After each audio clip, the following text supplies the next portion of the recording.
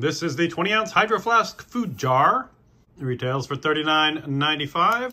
The thing I like about it versus other food jars is, compared to my Thermos food jar, the lid is a lot bigger, which means the hole is a lot bigger, and it's not as deep. So you can really eat a bowl of soup out of it a lot easier than you would with one of these taller food jars. But does it work?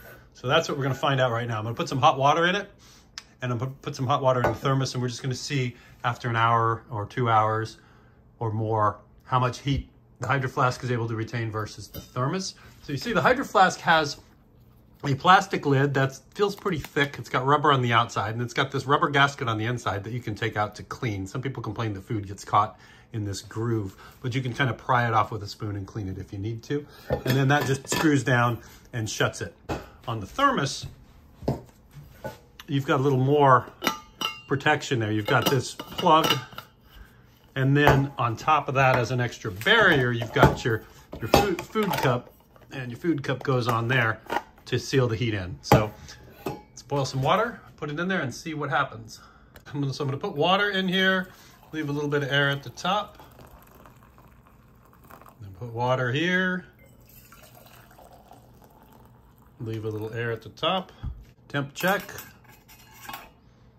We'll call it 202.6, and then let it come down a little bit. Let's see how we're doing over here. And screw the lid on. All right, that's close enough. Shut her down. So the Hydro Flask has a little advantage.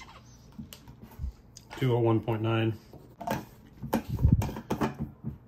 So this is 20 ounces and this is 16 ounces. So this you would think would have an advantage because there's more volume to it. So 15 minutes into this experiment, I can already tell there's going to be a problem just from touching the jar. This one feels super hot, whereas the thermos feels about normal. And we can prove that with this temperature scanner.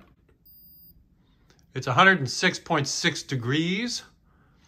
And then if we try to scan the thermos, that's 87.5, and it's over 80 degrees in my house right now. So the thermos is keeping it cool on the outside and hot on the inside, and this one is just bleeding heat. You can feel the heat on the outside. And at the 1 hour mark, 156.2. That's lost almost 50 degrees, not optimum. Let's see how we're doing on Thermos World here. Now the thermos is a lot harder to open. I think this one has a vent in it, whereas the thermos does not. But the advantage of not having a vent, 185.9. So I think we already have a winner that's pretty clear, but let's go one more hour and see what we get. All right, so now it's been 2 hours, 131.5, 174.9. I used this to make steel cut oats this morning, and when I got to work, they were still crunchy and they were just barely warm. Whereas I could do that with this, and an hour and a half later, they're still hot and they taste perfect like I was cooked on the stove. So at this point, this thing loses. I'm gonna return it. We'll take a better look at the lid here and see what the problem is, and then I'll show you how the thermos does in other tests, because this thing is awesome. So the final number on our 2 hour test, the thermos lost 27 degrees in 2 hours. The Hydro Flask lost 71.1 degrees in 2 hours. And I've cooked rice in here as well, which takes 4 hours. And so if you were to try to cook rice in here, it would lose the heat and it would come out terrible if it worked at all. I think the problem is probably more with the lid than with the jar. I'm sure this is pretty standard technology. It's just maybe it's too thin here and the heat is able to sneak through this junction. But on the lid, you can see there's this hole here that goes through the lid and vents out the top of it. That is under this rubber gasket. So that might have something to do with it too, but that makes it easier to open when it's hot.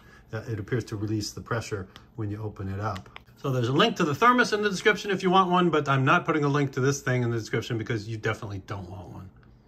And if you fill the thermos with ice, there's ice after 12 hours, ice after 24 hours, ice after 36 hours, and then it's water after 48 hours, but it's still 36 degrees, nice and cool. If you put 194 degree soup into your thermos and then wait 14 hours until lunch the next day, it's still 122 degrees and tastes plenty warm for soup. So that's a win. If you put rice in for 5 hours, it's still 157 degrees. Rice comes out light and fluffy. So the thermos is awesome.